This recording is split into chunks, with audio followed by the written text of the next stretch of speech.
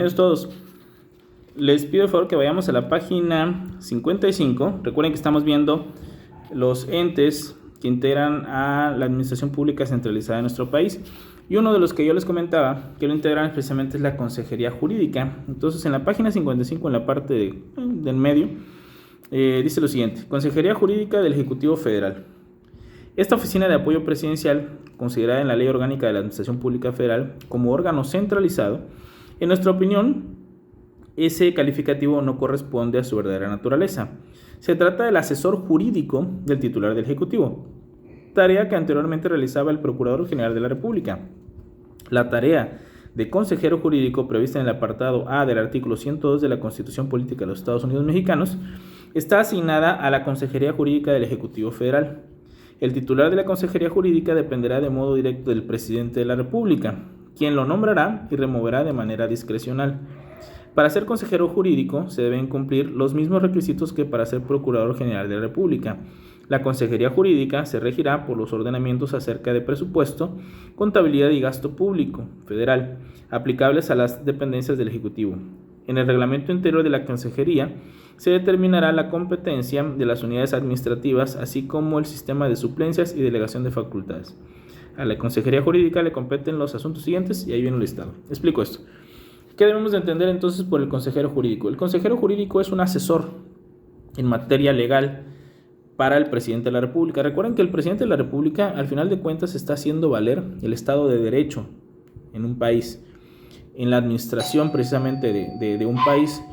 Por lo tanto, estamos en presencia de un abogado. Aquí tenemos que hablar de que el consejero jurídico es un abogado. Ahora, quiero que analicemos la siguiente parte. ¿Por qué un asesor? Porque recuerden que el presidente va a firmar tratados internacionales, va a promulgar leyes, pero también va a realizar decretos y diferentes aspectos jurídicos precisamente en el ejercicio del día a día de lo que son sus facultades como presidente de la República. Por lo tanto, el presidente, y lo sabemos, no todos los presidentes son licenciados en Derecho. Son conocedores de las leyes, pero no son especialistas necesariamente en la materia legal. Por lo tanto, requieren de alguien que los asesore, alguien que sí sea especialista en eso, que le aconseje desde el punto de vista de esta figura, del consejero jurídico, lo que creen que es correcto que deba hacer el presidente, más allá que la última palabra siempre la va a tener precisamente él. Entonces, repito, el consejero jurídico es un asesor en materia de leyes, en materia legal del presidente de la República. ¿Es ejecutiva su tarea? No, porque es un asesor. Por eso es que existe el análisis de si de verdad se le debe considerar parte de la administración pública centralizada, porque no realiza tareas ejecutivas, sin embargo está ahí, ¿no? Ahora, este consejero jurídico, ¿qué tareas va a tener? Aquí vienen enlistadas algunas y vamos a analizar unas cuantas. Habla acá de brindar apoyo técnico jurídico al presidente de la República. Bueno, eso es una muy general. Someter a consideración y en su caso a firma del presidente de la República los proyectos de iniciativa de leyes y decretos. Y aquí quiero que vayan checando los verbos, que es precisamente donde vemos que el consejero jurídico solo asesora, no se vuelve en alguien resolutivo. Habla de someter a consideración. ¿Qué significa eso? Pasarle al presidente a que él tome la decisión de algo, pero con el análisis que va a hacer este consejero. Pero a fin de cuentas, el que va a decidir es el presidente. Luego habla de dar opinión, y eso es, ahí nos damos cuenta en qué se queda, solo en una asesoría. Dar opinión al presidente sobre proyectos de tratados por celebrar. Recuerden que los tratados internacionales tienen rango constitucional, los tiene que firmar el presidente, por supuesto. Entonces, quien le va a dar una idea jurídica de cada tratado es precisamente el consejero jurídico. Revisar otros instrumentos jurídicos para someterlos a consideración y en su caso a firma del presidente de la República. Revisar, es eso nada más, para luego dar su opinión. Y así vamos viendo, por ejemplo, el 8, participar en la actualización y simplificación de los ordenamientos jurídicos. Participar, pero siempre el que tendrá la última palabra va a ser el presidente. Entonces es un asesor en materia jurídica, en materia de leyes, en materia legal, del presidente de la República. Y es nombrado directamente por el presidente, por lo mismo, ¿no? Entonces, debemos entender que por obvias razones, el profesionista que ocupe el cargo de consejero jurídico debe ser un licenciado en Derecho. Y los requisitos que nos aparecen ahí van a ser precisamente los que se le han asignado o se tenía asignado en su momento lo que era el Procurador General de la República, ¿no? Hoy recuerden que la Procuraduría ya no existe como tal, lo que existe es una fiscalía, ¿no? Ahora, viene el siguiente aspecto que es quizá el más importante de los entes centralizados, que va a ser precisamente las secretarías. Entonces nos vamos al punto 16. La Secretaría de Estado y el Secretario de Estado. La Secretaría de Estado, concepto. La Secretaría de Estado es un órgano administrativo centralizado previsto en el artículo 90 constitucional, con competencia para atender los asuntos que la ley le asigne de una determinada rama de la administración pública. Conviene recordar que ninguna Secretaría de Estado goza de personalidad jurídica propia, ya que la calidad de persona, a propósito del poder público, es un atributo del Estado, en este caso de la Federación como un todo. Bueno, entonces, analicemos esta parte. Si estamos hablando precisamente de las secretarías, primero tenemos que definirlas, ¿no? Y estamos en presencia de que es un órgano administrativo, pues es un órgano. Yo ya les marqué las diferencias entre órgano y organismo, refiriéndonos a que el órgano no tiene personalidad jurídica propia y el organismo sí. Cuando hablábamos de que uno tiene, y aunque no es la mejor comparación, tiene vida propia y no la tiene, ¿no? Cuando hablábamos de las partes de los órganos del cuerpo. Órgano administrativo centralizado, previsto en el 90 constitucional, por supuesto. Y aquí viene lo importante, con competencia, ya hablamos de la diferencia entre competencia y facultad, con competencia para atender los asuntos que la ley le asigne de una determinada rama de la administración pública. ¿Cuáles son las ramas de la administración pública? Cada una de las que ve las diferentes secretarías. Por ejemplo, una rama de la administración pública es comunicaciones y transportes, una rama de la administración pública es la educación, una rama de la administración pública va a ser la salud, una rama de la administración pública va a ser la energía, así, cada una de las secretarías va atendiendo uno de estos casos. Entonces quiero que nos aprendamos, aquí sí no hay más, esta definición, que una Secretaría de Estado es un órgano administrativo centralizado con competencia para atender asuntos que la ley le asigne de una rama de la administración pública. Simple. Entonces, cada presidente va a ir colocando el número de secretarías que él considere pertinentes para distribuir y realizar de forma eficiente las tareas que el Estado necesite, y obviamente todos los ciudadanos que conforman un Estado necesiten en el día a día para lo que es una vida digna, ¿no? Ahora, esta es la definición de secretaría. Después viene un análisis en el segundo párrafo donde nos dice que todas las secretarías carecen de personalidad jurídica propia, porque ya hablamos de que la principal diferencia entre los paraestatales y los centralizados es que los paraestatales sí tienen la personalidad jurídica propia y los centralizados no. Entonces, sabemos que existen bienes, vehículos, computadoras dentro de lo que son las secretarías. Entonces, ¿quién las compra? Es decir, ¿quién tiene la personalidad jurídica propia si no lo tiene la Secretaría? Quien tiene la personalidad jurídica propia ahí es precisamente el Estado, en este caso la Federación como un todo. Entonces, repito, no tienen personalidad jurídica propia las secretarías. Ese es un distintivo respecto a los paraestatales. En el 16.2 nos hablan de ya la definición de secretario de Estado. Y es muy simple, no quiero que se quiebren la cabeza. El secretario de Estado va a ser el titular, y si quieren ya le ponen toda la definición de secretaría. El titular de un órgano administrativo centralizado con competencia para atender asuntos que la ley le confiera de una determinada rama de la administración pública. Es decir, la definición de secretario, lo único que vamos a hacer es ponerla de secretaría y le agregamos nada más al principio que es el titular de todo este órgano centralizado, ¿no? Entonces, repito, el secretario que hoy en día hablamos de que el presidente ha cuidado mucho el tema de género y ha buscado colocar en mitades, ¿no? Es decir, que la mitad de los secretarios sean hombres y la otra mitad sean secretarias, es decir, que sean del género femenino, buscando precisamente el tema de la equidad de género.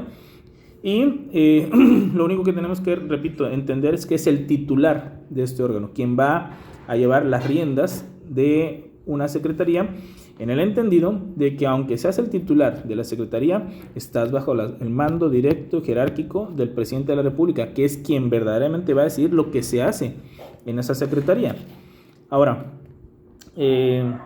pasamos al punto 16.3. Diferencia entre secretario de Estado y ministro. Aquí nos vamos a referir a que existen en las formas de gobierno, recuerden que existe la forma presidencial o el régimen presidencial y el régimen parlamentario. En el régimen presidencial como el nuestro, nosotros hablamos de secretarios de Estado, pero en un régimen parlamentario se habla de ministros. Es decir, el régimen parlamentario tiene una tradición de la época todavía de lo que es un sistema monárquico, y muchos de los conceptos se manejan con palabras que nos suenan más afines a lo que es una monarquía.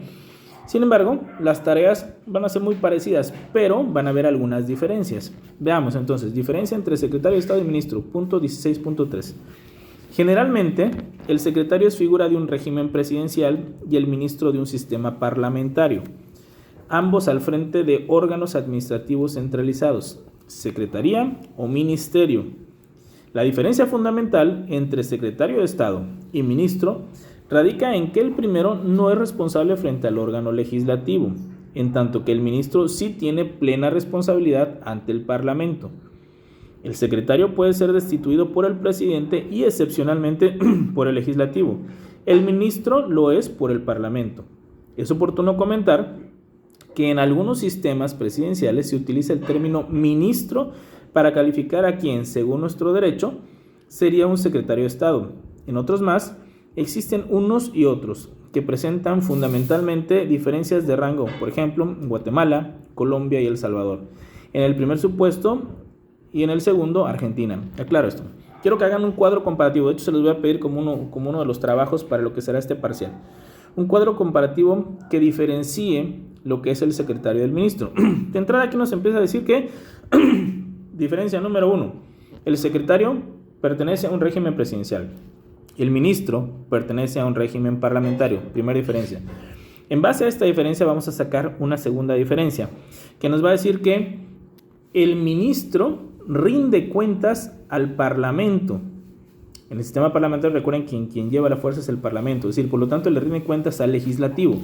En un sistema presidencial, el secretario le rinde cuentas al ejecutivo, no al legislativo. Ahí está la segunda diferencia. Ahora, ustedes van a decir, bueno, entonces si no le rinde informe al legislativo, o sea, si no le rinde cuentas al legislativo, sino al ejecutivo, ¿por qué vemos que los secretarios van ante el Congreso y hablan del informe del presidente? Bueno, quien ya rindió cuentas es el presidente de la República al pueblo de México.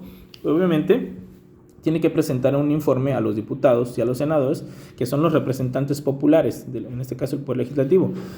Sin embargo, lo que hacen los secretarios posterior a la entrega del documento llamado informe de gobierno, se le conoce como la glosa del informe. Es decir, en cada una de las ramas de la administración pública, cada secretario va a explicar y va a contestar las preguntas que le puedan hacer diputados y senadores sobre los temas específicos de cada una de las ramas de la administración pública, pero el que está obligado ante el pueblo es el presidente de la República. Ellos, los secretarios, sí se obligan ante el pueblo, pero su jefe inmediato al que le tienen que rendir cuentas de sus acciones es al presidente de la República, porque recuerden que el presidente es quien manda, quien los coloca y quien los instruye para que sigan una línea de trabajo en base a lo que él quiere que se haga en esa secretaría donde está el secretario o secretaria.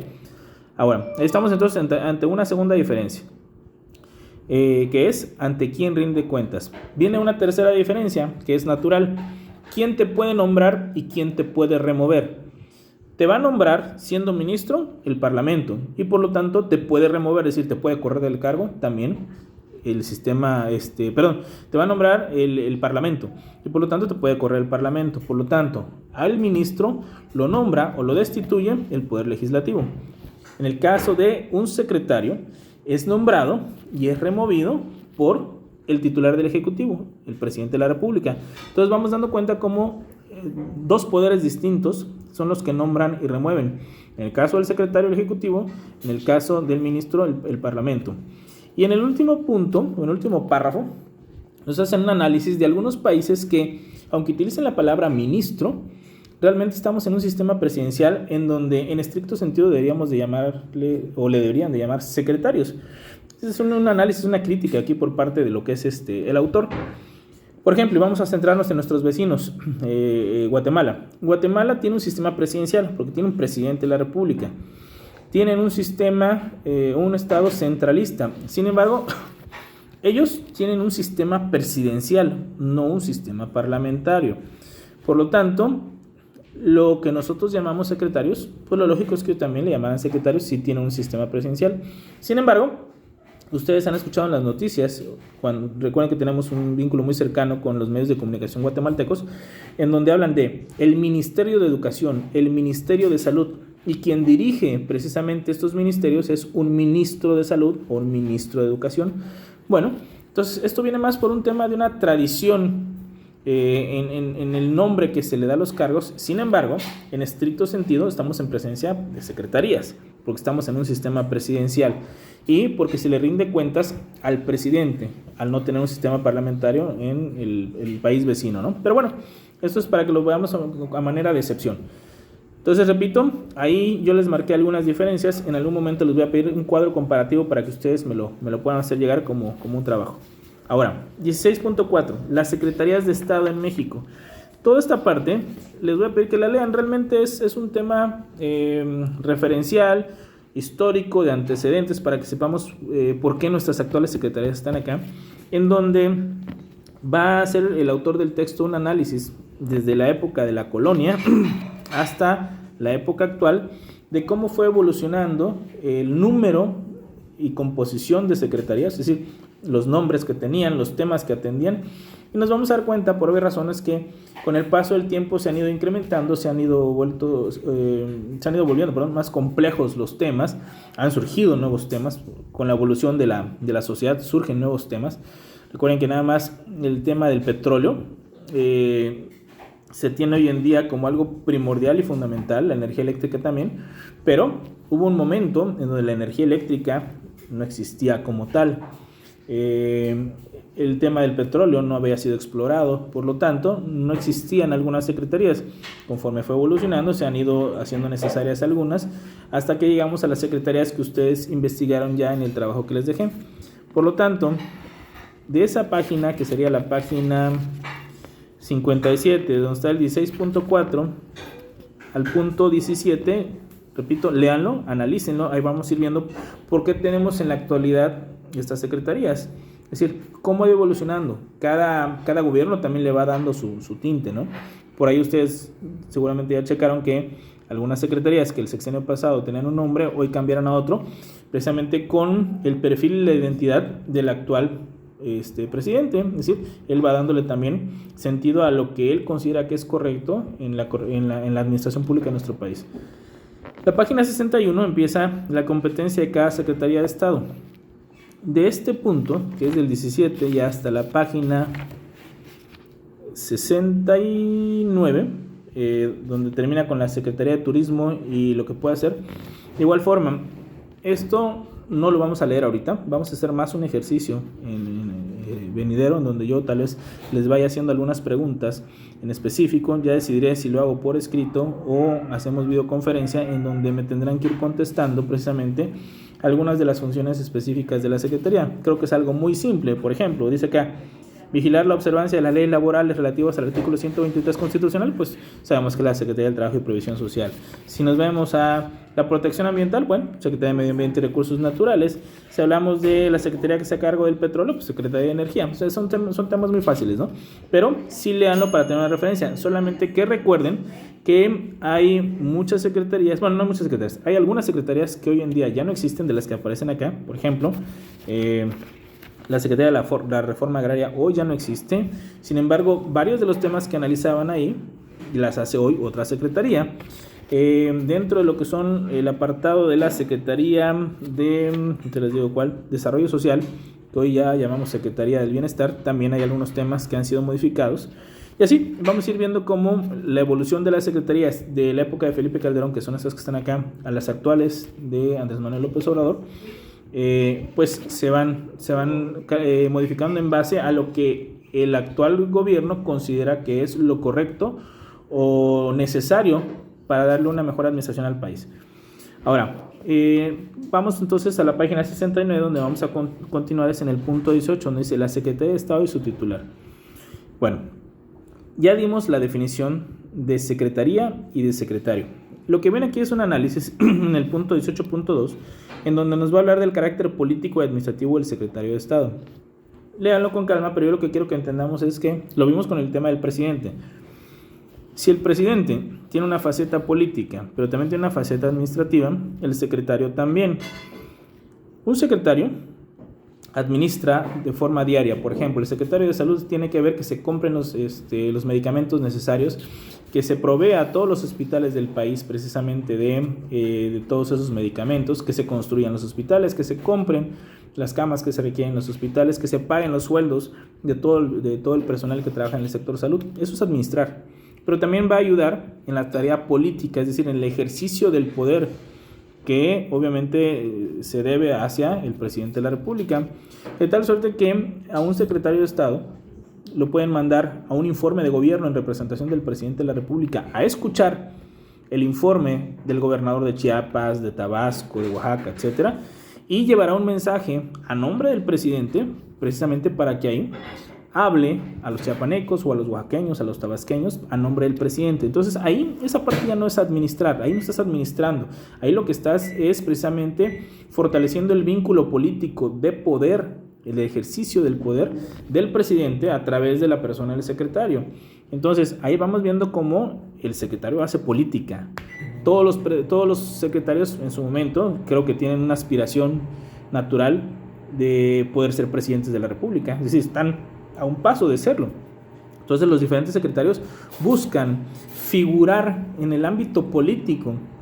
El administrativo es su tarea diaria, pero en el ámbito político, es decir, dando entrevistas en los medios de comunicación, acudiendo a los informes, tratando de estar cerca del presidente en diferentes eventos, porque es la idea de mostrarse más, es decir, demostrar esa figura que pueda ser en el siguiente sexenio encaminada, pues lo máximo sería ser presidente de la República, pero muchos buscan también colocarse como senadores, diputados federales, etcétera, gobernadores de la entidad federativa de donde ellos sean originarios.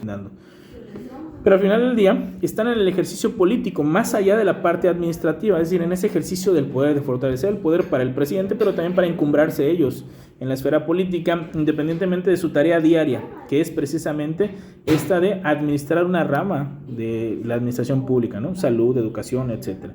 Bueno, ahora, el siguiente tema que vamos a ver es el refrendo ministerial. Esta es una figura que existe en nuestro país, con eso concluyo y mañana tal vez vamos a abundar un poquito más. Es una figura que existe en nuestro derecho, pero si ustedes ven el nombre dice refrendo ministerial, y yo les dije que en México tenemos secretarías, no ministerios, o sea, no hay ministros sino secretarios. Por lo tanto, pareciera que hubiera una contradicción acá, y pues en estricto sentido la hay, ¿no? Si acaso se debería llamar refrendo secretarial. Sin embargo, se le da este nombre por la tradición en nuestro derecho que viene precisamente desde la época colonial, ¿no? Desde la época en que éramos parte de una monarquía. ¿Y en qué consiste el refrendo ministerial? Dice lo siguiente: el refrendo firma del secretario de Estado que deben contener los reglamentos, decretos y acuerdos presidenciales es una de las pocas notas parlamentarias que posee nuestro sistema jurídico político, el cual, según quedó establecido, es de tipo presidencial. Ahora, entonces debemos entender, por definición, ¿qué va a ser el refrendo ministerial? Es la firma del secretario de Estado que deben contener los reglamentos, los decretos y acuerdos presidenciales. Por lo tanto, son documentos que tienen que ir firmados por el presidente de la República, pero tiene que ir acompañada la firma del presidente de la República con el secretario titular de la rama de la que estemos hablando, de la rama de la administración pública que estemos hablando. Llámese reglamentos, hemos hablado del reglamento donde hablamos de lo que es la donación de órganos y transfusión de sangre. Entonces el secretario de Salud tiene que firmar al lado del presidente, y esa firma que está colocando se llama refrendo ministerial. Decretos, bueno, ya ustedes saben lo que es un decreto, lo hemos visto desde que son las fuentes del derecho.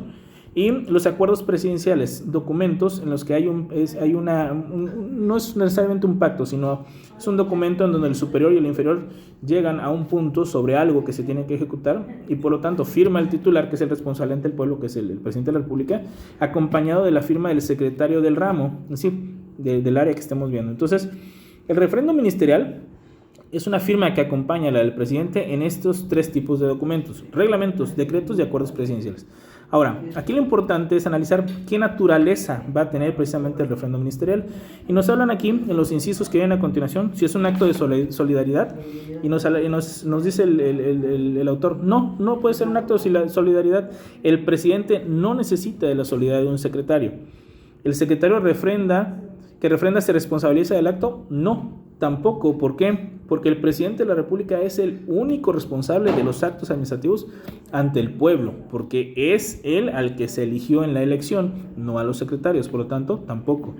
Acto de certificación, no, porque un secretario tampoco tiene fe pública, o sea, no es un notario, entonces tampoco va a ser un acto de certificación. ¿Qué nos va a quedar dentro de la naturaleza del referendo ministerial? El último, es un acto netamente secretarial. ¿Cómo debemos de entenderlo? Pues es un acto que debe estar porque así lo dice la ley, pero realmente, y aquí viene el análisis importante, se podría quitar y no pasaría nada. ¿Por qué? Porque si el referendo ministerial no está, vamos a pensar que el secretario dijera, no quiero firmar, señor presidente. Yo no voy a firmar. El presidente tiene la potestad de correrlo, poner a otro secretario y lo primero que le va a decir, tú vas a ser el nuevo secretario, tienes que firmar esto. Si no, no te nombro secretario. Entonces, sería muy sencillo, si un secretario se niega a firmar, que se busque a otra persona que se nombre secretario y que firme. Entonces, viene siendo más un tema de protocolos, de imagen, si lo quieren ver así, en la que se ve como que la fortaleza del presidente acompañado de su equipo de trabajo, pero en la realidad el que se hace responsable es él. Por lo tanto, si el referendo ministerial no estuviera, no pasa absolutamente nada. Hoy en día está, bueno, obviamente esto podrá seguir hasta que en alguna legislatura se decida cambiar, pero repito, en esencia no pasaría mucho, porque quien está haciéndose responsable del acto administrativo es el presidente de la República. El secretario solamente va acompañando con su firma, repito, en un tema de imagen, de dar esa señal de fortaleza, pero en esencia termina siendo un acto que debe hacer el secretario porque así está en la ley, pero no tiene una mayor trascendencia en el fondo, ¿no? Porque el presidente se está haciendo responsable del acto que está firmando, llámese reglamento, decreto o acuerdo presidencial. Bueno, cualquier duda ya saben, me lo pueden hacer llegar a través del chat y con gusto vamos contestando. Que pasen buen día.